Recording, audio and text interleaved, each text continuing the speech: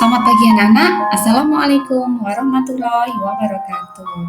Bertemu kembali dalam kesempatan kita di hari ini untuk tetap mengikuti pembelajaran jarak jauh karena kita masih harus menikmati pandemi COVID-19 ini dengan penuh rasa syukur dan tabah karena Allah pasti tahu yang terbaik buat kita semua. Tetap semangat ya anak-anak untuk mengikuti berbagai macam pelajaran di hari-hari ini dan hari-hari selanjutnya. Semoga kalian dalam keadaan sehat, tak kurang suatu apapun. Semoga Allah senantiasa menjaga kalian, memberikan semangat terbaik, motivasi terbaik dalam hidup kalian. Tetap berikan terbaik pada orang-orang yang selalu membantu kalian dalam mengikuti pembelajaran jarak jauh. Berikan bakti terbaik kalian kepada orang tua. Selalu sholat tepat waktu sebagai rasa syukur kita bahwa apa yang Allah berikan dalam hidup kita pasti itu yang terbaik untuk kita. Terima kasih anak-anak. Kita langsung ya. Pada kesempatan kali ini kita akan belajar tentang muatan IPA energi alternatif. Ada di tema 2, subtema 3 buku kupas kita. Jadi bisa kalian sambil menyimak video pembelajaran ini sambil kalian buka-buka buku kupasnya. Karena yang Bu Lina sajikan ini adalah beberapa materi yang penting yang sering keluar. Untuk materi lengkapnya ada banyak banget dan itu ada di buku kupas. Oke? Untuk pembelajaran kali ini kita akan belajar energi alternatif pengganti minyak bumi dan gas alam. Yang namanya minyak bumi dan gas alam itu bukan energi yang ketersediaannya ada sepanjang masa. Suatu masa pasti akan habis karena digunakan oleh manusia. Jadi manusia dengan segala kemampuannya berusaha menyediakan energi penggantinya, yaitu berupa energi alternatif. Bumi memiliki sumber daya alam yang melimpah. Beberapa di antaranya ketersediaannya dalam jumlah terbatas dan tidak dapat diperbaharui seperti minyak bumi dan gas alam. Nah, karena kita belajar tentang energi alternatif, nah ini adalah energi alternatif atau energi terbarukan. Energi alternatif atau energi terbarukan adalah energi yang berasal dari alam. Jadi dia sudah tersedia alam. Ketersediaannya dalam jumlah yang tidak terbatas. Energi alternatif juga lebih ramah lingkungan, jadi tidak menimbulkan polusi. Sumber energi alternatif di alam ada dalam jumlah yang tak terbatas atau memiliki jangka waktu yang sangat lama. Ini contohnya. Nah, sinar matahari. Sinar matahari merupakan salah satu energi alternatif yang dimanfaatkan sebagai pengganti energi minyak bumi dan gas alam. Kalau minyak bumi itu bisa menghasilkan lebih kurang 7 macam. Ada yang namanya LNG, ada yang namanya LPG, ada yang namanya aftur, ada yang namanya kerosin, ada yang namanya vaselin, ada yang namanya solar, ada kerak minyak bumi itu menghasilkan aspal.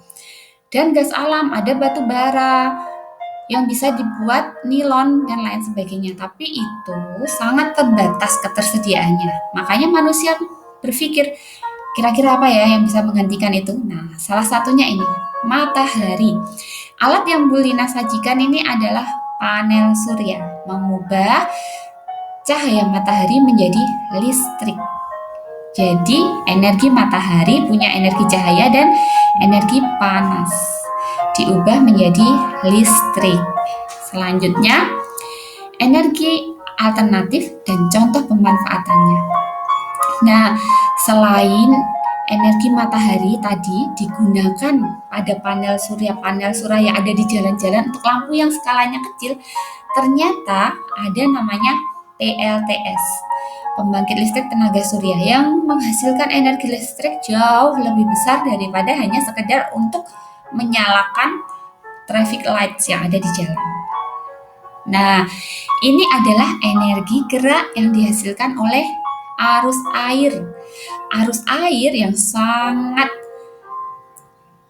gerakannya sangat kuat, itu bisa dimanfaatkan oleh pembangkit listrik tenaga air. Arus air listrik itu bisa menggerakkan generator. Dari generator itu arus air dirubah menjadi sumber energi listrik yang bisa menjangkau ke rumah-rumah. Yang ketiga ini adalah energi angin. Angin dapat memutar baling-baling pada kincir angin pembangkit listrik atau PLTB, pembangkit listrik tenaga Bayu. Jadi, kalau pada pembangkit listrik tenaga air ada alatnya namanya generator. Kalau pada pembangkit listrik tenaga Bayu atau tenaga angin, alatnya yang dipasang itu namanya aerogenerator. Mengubah energi gerak angin menjadi energi listrik. Sama, nanti akan disalurkan ke rumah-rumah penduduk dan dimanfaatkan untuk segala aktivitasnya. Nah, selanjutnya ini juga salah satu energi alternatif adalah dengan kotoran hewan. Kotoran hewan itu menghasilkan gas metana. Nah, gas metana karena berupa gas. Gas itu bisa diolah oleh manusia untuk digunakan sebagai bahan bakar. Bahan bakar biasanya di industri rumah tangga, pengganti gas yang ada di rumah-rumah kita. Jadi butuh juga yang namanya energi alternatif itu jelas butuh satu manusia yang kompatibel. Jadi yang bisa bersaing, bisa memanfaatkan, bisa mengubahnya. Nah, selanjutnya yang ada di gambar ini adalah panas bumi. Panas bumi itu berasal dari dalam bumi. Magma bumi itu kan panas. Dengan teknologi manusia bisa mengalirkan panas bumi itu sampai ke permukaan.